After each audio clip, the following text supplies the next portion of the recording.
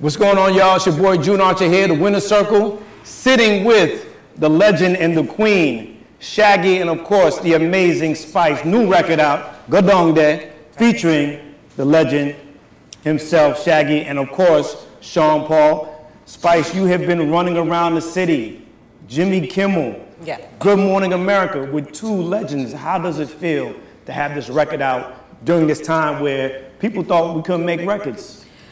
I'm gleeful. You know, I'm excited, I'm humbled, I'm grateful. So many different feelings right now. I'm just happy to know that I was able to have a record with two legends as, you know, the lead singer for my album 10 that's coming out. So I'm really just humbled and grateful. Now, what have you been doing in the pandemic to prepare for this moment? Because this is a big moment. When you have Sean Paul and Shaggy on the record, that's an event. Right. How have you prepared mentally for this moment? All right, so to be honest, we had this track for a year. I was kind of tight-lipped about it and wasn't saying nothing. So we recorded it and we shot the video last year. I think a little bit before the pandemic. So I think the hardest thing for me was being tight-lipped about it. Shaggy, for you get on a record and you make the magic happen. For you as a legend, what went into saying, you know what, I'm gonna get on this record with Sean and get on this record with Spice to really take it to the next level? You said the other way around, but... You know what, first of all of this really happened because of Spice's energy. You know what I mean? She wanted a song, and based on, to do a song with her, and based on that song, it just kind of spiraled into something else. I had to listen, just the body of work that she had out there, and just kind of hear the style that we needed to come with to have a great collaboration. And then I presented this song, Go Down There, which wasn't as complete as you see it right now. She heard it, immediately identified it. Scream my name, yes. Yeah. My name was all over it. I was like, yeah, eat this. Yeah, and then, it was her idea to link up with Sean. We link up with Sean. Sean was on board, and we're after the races. But when she delivered her verses on it, it really came to light. And when Sean came on it, we just knew we had something special. And you guys add that magic, but Spice, when you come in, I'm telling you, it feels good. And I'm just happy that we're able to perform live now. You have two guys who have been doing this for some time, and when they hit the stage, the energy is through the roof. How did it feel to touch the stage with the both of them and bringing your energy and making that magic happen? We haven't really together yet. But we did on Good Morning America. Good Morning America. But as far as a live performance, right? You're right. As far as live in front of an audience, no, not yet. So and that's what I'm really looking forward to, because of course, with Good Morning America, I have to kind of edit. There's certain words in there you gotta. And not just the word, but my whole performance and body language and everything. My fans were saying it's the first time ever see me, so So poised and laid back. Yeah, but I mean, that's the dancehall queen, though. Exactly, because they know what the Spice brand is about, and I'm a burst of energy when it comes down to performing and stuff. A lot of people know the brand because of my adaptability to perform so very well on stage. So that's really what I'm excited about, to go on stage and for wine and go down there and just go on real bad. Yeah. So for the dancehall queen, historically, we know how it started, and you have now picked up the torch and gone bad. For you, how does it feel to be the one who is recognized as the face of dancehall and being the queen at this moment? I'm humbled and elated. I mean, I've really planted a lot of seed. I've been around for a lot of time. It's hard work, self-made, consistency. And so, to earn a title like this, I feel like I've really worked hard enough to be able to even have the title of the queen, as the queen of dancehall. And if you don't know what a dancehall queen is, you could Google it or just watch a Spice video. I promise you, you won't be disappointed. For those who are now watching you, as you are now making your way past a different stratosphere, and they're watching you on Good Morning America, they're watching you on Kimmel, what is the takeaway that you want people to see Spice as? Because we know you from the culture as being queen of dancehall, bad gal, all these things, but now that you get into this next stratosphere, what do you want people to walk away with? I want them to walk away with me being a versatile artist, a powerhouse, a strong black woman. A lot of people have always made it seem like you have to alter yourself, you know, for society to accept you. And I just want them to accept me for me and who I am. This is me. The dark skin, bad girl, you know, lewd lyrics sometimes, blue hair, the queen of the dance hall, and I don't want to alter myself to be accepted, so I just want them to remember that Spice did that naturally, you know? Well, I'm glad you made that point, because there's a record that you have called Black Hypocrisy. Hypocrisy. In that record, you talk about colorism. I did. How important is it for you to voice that, especially as it's so important right now? And there's a lot of cancel culture going on about colorism and everything. Right. For me, as a dark-skinned black woman, I feel like within our society, you know, black women are always at each other. We're always degrading each other. We're always, you know, trying to. It's like a crab in the bag mentality, where we feel like we have to tarnish each other to be on top, or we have to fight each other or bash each other. And I used to see it personally among, you know, women within the society, and I spoke about it because I felt like somewhere along the line we need to stop.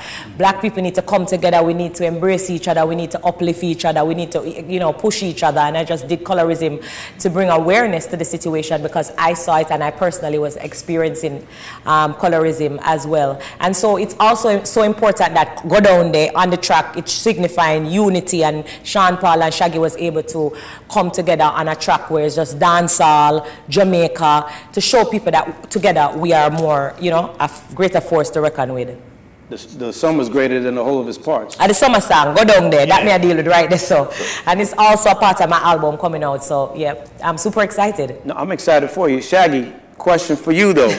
Where do you see passing the torch to Spice and adding to the culture? Where's dancehall going from here? Well, first of all, it's really great to be promoting this record. Especially after this pandemic, it's good to be out doing interviews in person, you know, and it's nice to be running around with Rapunzel here. Well, fix me here. You never trouble about Rapunzel. You know, it's just a real good energy, good vibe, you know what I mean, and it really sets the summer.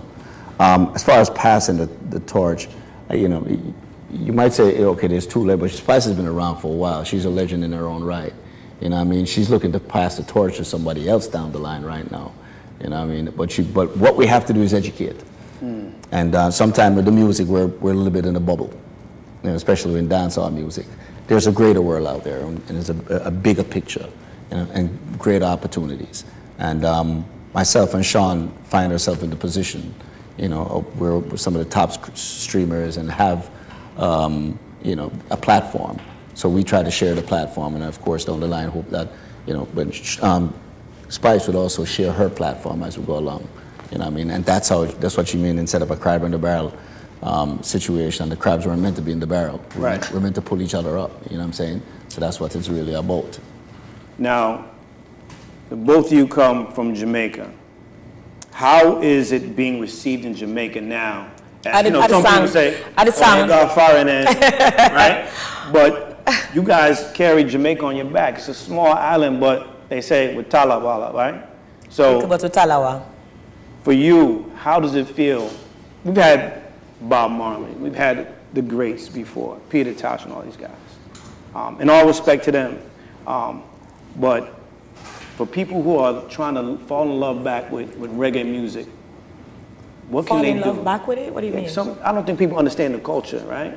So some people from the diaspora may say, oh man, reggae fella, and Spice has been bringing it back, and you play some of these Shaggy records and Sean Paul records. What can we do here in the States to really blow it through the roof? Well, the music changed, and everything has changed, and we didn't work this hard for it to stay the same. Mm-hmm. Okay, so the music you hear now is a different type of music from what it used to be. You know what I mean? But we still have respect for the grounds where it came from the roots of it. Definitely. Know? And what we're bringing is a different flavor to it for a new generation. And for the younger artists coming up, you know, we want to basically pave the way for them so they could bring their art form, you know what I mean, their flavor to the art form, right, and bring it forth. So, you know, but we do represent Jamaica. We carry the flag every time we do it, you know. And as far as what the diaspora can do, yeah, get involved. Support your artists. You know what I mean? You look at what is going on with most people right now in dancehall. They consume their music on YouTube. You know what I mean? Not a lot of them are really streaming on Spotify and you know, these paid. You know, they're doing it from a free platform. You know what I mean? It's a lot of us. But if they start doing it on paid platforms, then we'd have a bigger share of the market, piece of the market share. Exactly. And that gives us a lot more leverage. And we could do better production and concerts. You know, you look at people going to any other genre's concert and they're paying, you know, $200-300 up to, in some cases, up to $1,000, $4,000, you know, for a VIP ticket. You know, for dancehall artists, you know, they pay $50 and they're crying. You know what I'm saying? You know, and then if you look at how spoiled they are, you'll say, you know, I do Shaggy and Friends in Jamaica. I hear people, and we did an all-inclusive situation where people would pay, you know, say 100 US, and they'd come and they'd get food. They get, you know, lamb. And the guy complained and said, "Lamb chops cold," but yet still, and it's a charity concert, but yet still they'll be at American Airlines Arena paying, you know, $150, $200 for bleachers and eat a hot dog. And don't complain. And see only one artist, you know, and in this situation, you'll see multiple artists. So there's a lot that is taken for granted. And I think, you know, if you say you want to support the music and support the culture and big up the culture, well, you know, look, start from before. And then it boils down to the artists too, because some of these artists are not professional enough. You know, they advertise concert, then they don't show up. They have interviews and they show up late. You know what I mean? Stuff like that. No, right. I'm just talking general. Tracy, I'm trying to be clear. That sounds like a shame. Sound like a stab, right? Sound like a stab. I don't know, Spice. I must say this though. Spice is one of the hardest working person I've met, and I've said this on many occasions on many different platforms. I wouldn't be working with her if I didn't think that she worked that hard. You know what I mean? We were up last night till about almost past midnight. She said 3 o'clock in the morning, but it's really about 1 o'clock, 12:30, 1. So cutting the records, and she came straight off a plane and did tons of stuff straight up until then, rehearsals, everything.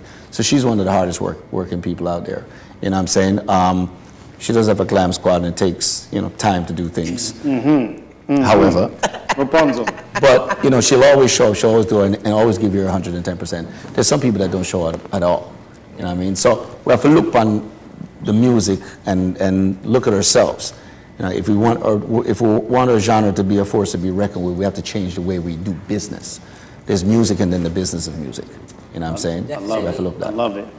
New album coming, Spice. 10. If someone were to play that record right now, and you could tell them to put the needle on one track to get an idea of what the whole project would sound like. It's tough. What song would you tell them to play first? That's a tough question. I have so many good tracks on the album. I don't think I've singled out a favorite as yet.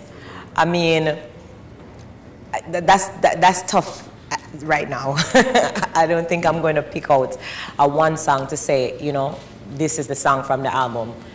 It would be hard. It would be hard. Yeah. Solid. Yeah. One of the hardest decisions I've had to make is, you know, to select the songs that should be on the album, because I recorded over 30.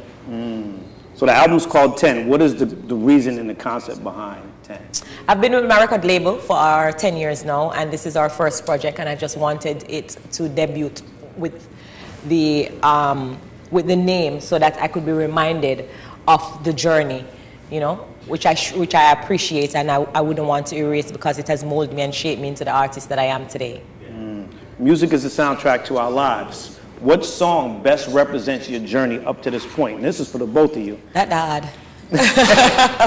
Or what artist embodies your journey up to this point? That you put that artist on, or any one of their songs, it just puts you in the proper place and the proper perspective to go about your day and go get it. For me, Bill Withers. You know, Bill Withers is an artist that one of my favorites, because I'm about timeless music. And I don't think there's many artists that have that timeless kind of music. Bob Marley also has those timeless type of music. You know, so, you know, Bob, Bill, it's not just any one artist, it's a number of artists, but I love singer-songwriters. So Bill Withers is one of them, Bob is also another one for me. I'm not letting you off the hook. Who you got? I don't have one specific person. I'm such a rounded person for music. I don't have that one song that can describe me or my character. I don't have that one song at the top of my head. But I'll think about it. Yeah, think maybe about next interview I can say, you know what? Definitely. I think this song does it. Definitely. Now, I love my culture. And growing up, you hear a lot of different things, a lot of different sayings. Is there a saying, a Jamaican saying that you were told and you heard time and time again growing up that when you think back to a certain situation, you say to yourself, you're like, man, my moms and my pops used to talk about that. My grandmother used to say that saying, and now I understand it even more so as an adult. Is there a Jamaican saying? Yeah, you feel. Number one. That's got to be number one. I'm going to tell you mine. Smiling at your face, them a chat behind your back. Go on like them a sheep, but them a wolf in a pack. Now make them tell you nothing and go cheat you from the top. If walls could have talked to you, trust me, you'd have shock. Hey, say them love you, don't fall for that. Mama used to say, Mama used to tell me, friends not good for you, girl. But I know I would learn the hard way. That's my, you know? Wow. My mother used to warn me about friends, and I've had to face it the hard way. And my song Friends is also on my album called 10. So Friends is on it, and it's it's one of my favorite songs because I've experienced so many things with friends and people. People wicked, yeah, man.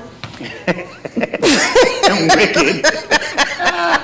Ladies and gentlemen, this is Shaggy, the legend, and the Queen Spice. I'm June Archer. This is the Winner Circle. Thank y'all for watching. Like it, love it, share it, and listen. Tell somebody you love them. It may be the last time you have the opportunity to do so. The album 10 is coming out. Gawn is on the radio, streaming everywhere. Any last words? You know the last words, but Yeah, continue words. Continue words. Continue words.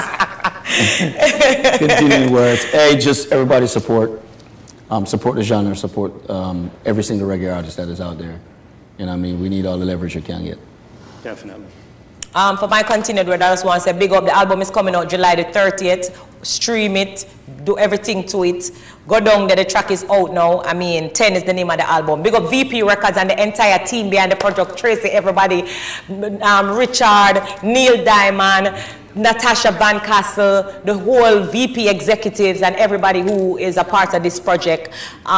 Big up my co-manager, Stacey and Mark. Big up King, of course.